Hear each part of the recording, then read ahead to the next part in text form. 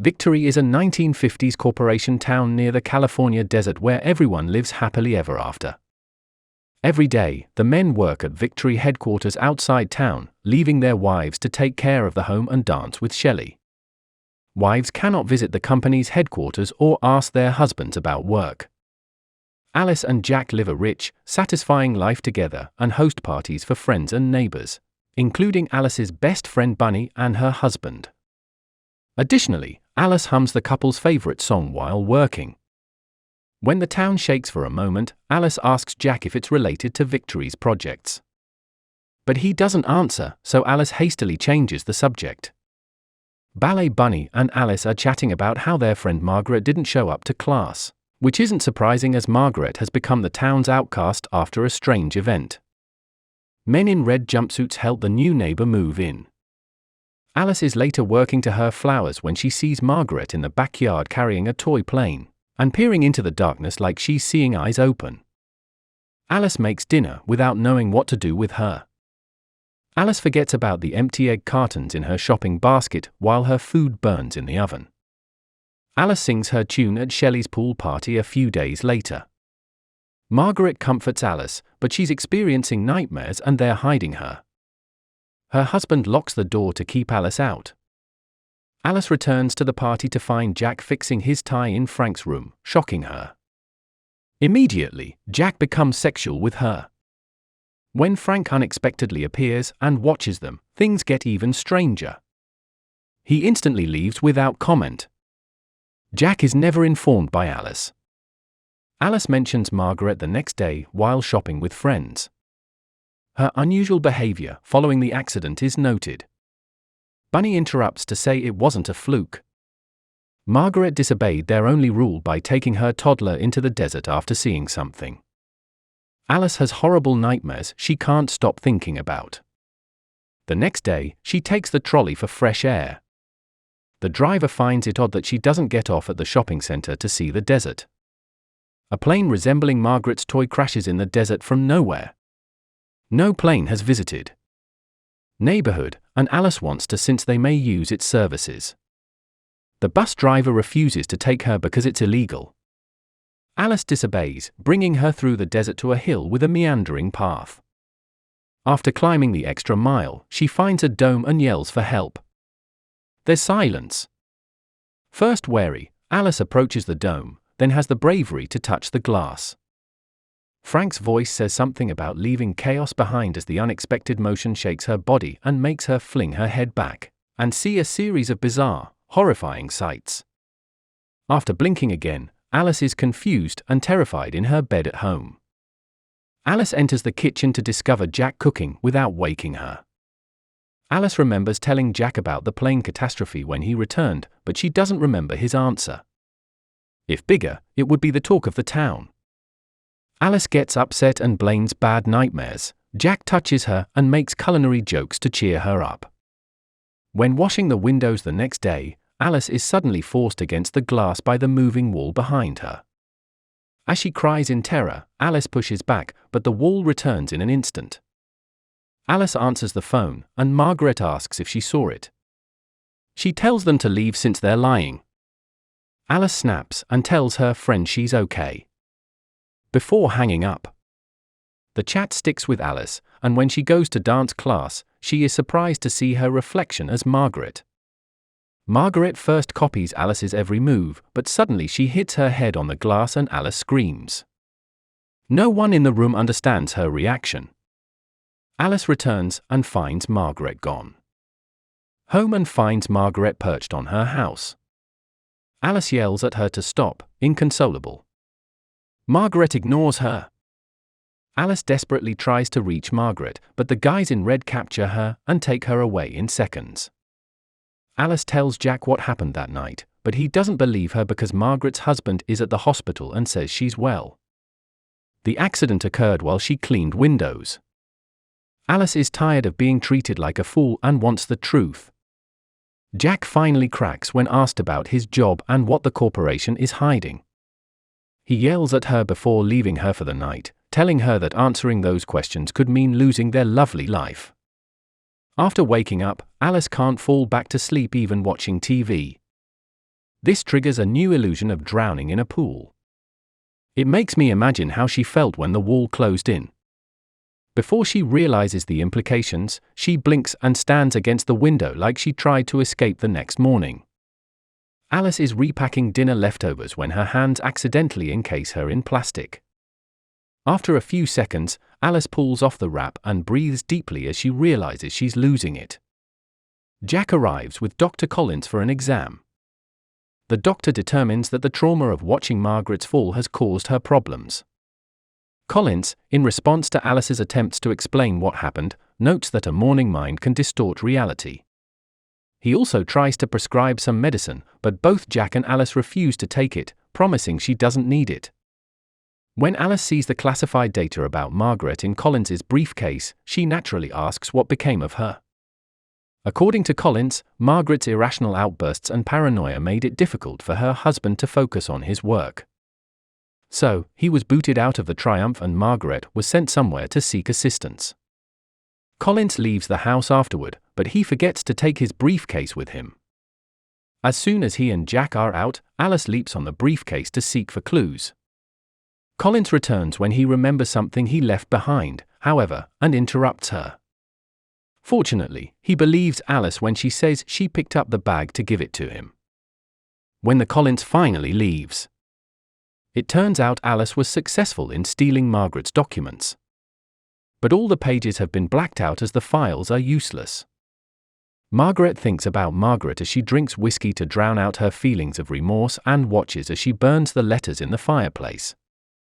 As of now, she hasn't stopped drinking. She begins to experience all those horrible pictures again when her mind begins to wander during her bath a few moments later. This time, however, she is also privy to the tender moments shared by a doting couple. When Jack returns home and starts playing music, she quickly comes to. Adding insult to injury, Jack unexpectedly visits Alice to inquire about starting a family. Alice promises to think about it later in the evening. They go to a fancy party Frank is hosting at a restaurant, where he can't stop staring at her while he has a quiet conversation with Collins. A dancer enters the room and performs a display that brings back memories of Alice's visions, pushing her to the brink of a nervous collapse. Alice, her eyes welling up with tears, begs Jack to take her home. Jack, however, pays her no mind because he has to focus on Frank's impending announcement from center stage. Frank, to no one's surprise, gets a promotion and summons Jack to join him. Everyone starts partying, but this is the final straw that sends Alice over the edge. Then she dashes into the bathroom and has another vision of the pair. When Barney comes to see how she's doing, Alice starts to tell what happened, but Bunny interrupts her. She was scolded for being disobedient. Alice, in her mind, is acting childishly and spoiling her husband's big night. To be a good wife, she must therefore pull herself together. It's inevitable that Alice will have to return to their regular routine and attempt to put the past behind her. Jack hosts a dinner party a few days later, inviting both Frank and Shelley. Frank walks up to Alice while she is in the kitchen and tells her that she intrigues him. He's always wanted someone to challenge him because great men can only influence history if they're challenged. That's why he's crossing his fingers that Alice won't let up anytime soon. Alice, wanting to keep her gaze fixed on Frank throughout the meal, takes the host seat at the dinner table in lieu of Jack. Alice interrupts the typical small talk by inquiring about the guests' backgrounds, and pointing out how many of the locals share the same few experiences. The true ones, like what happened to Margaret, are intentionally buried in favor of these fabricated tales. Alice goes on a rant about what she observed and how Frank is lying to everyone to build his ideal little world, despite Jack's best efforts to stop her and Frank's requests that she continue. Frank keeps his face neutral and says everyone else is suffering from the same delusion that Margaret suffered, even accusing her of having been in his bedroom. Everyone is feeling quite awkward, and then Shelley snaps at Alice, accusing her of causing a disturbance and disrespecting her husband. Everyone else leaves with her. While Jack goes to unlock the door, Frank waits to let Alice know he has higher expectations of her. When Jack returns and accuses Alice of plotting to ruin his great night, Alice explodes in rage. She rushes to him and denies that ever happened. They need to get out of here before it completely kills their relationship, as Jack is more valuable to her than this life and this win. After much pleading, Jack agrees to take the plunge and help them escape. Without wasting any time, Alice quickly packs the absolute essentials before joining Jack in the car, where he shockingly apologizes. Jack starts crying as he hears his wife Alice screaming for help, and Alice has no idea what's happening until the guys in red arrive and drag her away. Alice is rushed to the hospital to endure electroshock therapy as her whole body hurts. She begins having images of the couple again and realizes it's her and Jack in the present day, complete with constant humming of the grating tune. This Jack has been laid off. However, Alice claims it's fine because she can work an extra shift at the hospital where she now practices medicine, starting to work 2 jobs at once. Stressing out this Alice a lot. And when she returns home late, Jack doesn't help her mood by forgetting to make dinner, and having the arrogance to get insulted when Alice is too sleepy to get busy with him. At the end of the day, Jack listens to Frank's podcast, which advocates for men to escape from society and discover who they really are. After a while, Alice regains consciousness at the hospital, and Collins proudly proclaims that she is now fully functional. As a result, Alice is returned to the city, where she resumes her daily life as if nothing had changed. Calmly, the days went until one evening. Jack once again comes home from the office singing that obnoxious tune. In this case, Alice recalls the song's words, which bring back a flashback of being dragged across an unfamiliar floor. The Jack she saw in her visions turns out to be a genuine person who has applied to join the Victory Project in order to live the ideal existence. Due to the virtual nature of her existence in Victory, Alice is always connected to a unique computer that he has in his home. Every single one of the wives there feels the same way. Then, like the other men, Jack attaches himself to it every day for only a few hours. Then he disconnects when he enters the headquarters in the desert. Until then, he is responsible for Alice's physical well-being and must work a menial job to recoup the cost of the machine. Painfully overwhelmed by the sudden flood of images, Alice collapses to the floor. Jack, on the defensive, exclaims that he did it so that they might have a beautiful life because they have been suffering, and she demands an explanation. After all, he took her independence and tried to convince her she was insane. Alice still thinks he's acting like a twat. She's also worried about the other women and the kids. However, Jack is quick to add, the kids aren't real. They're not extraneous to the simulation, either. Then, as he tries to choke Alice with his embrace, Jack drops to his knees and begs for her forgiveness. Weary of her husband's constant lying, Alice picks up a glass and hits Jack with it, knocking him unconscious. She has no idea that even if you win, you still die in the end. As the real Jack drifts off to sleep, Frank receives a phone call with the devastating news. Hearing the commotion, Bunny enters the house and quickly covers Jack's body while attempting to reassure Alice.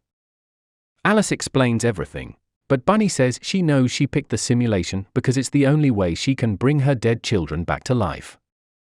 She also reveals Alice needs to go to the headquarters and detach herself because Jack can't do it for her in the actual machine anymore.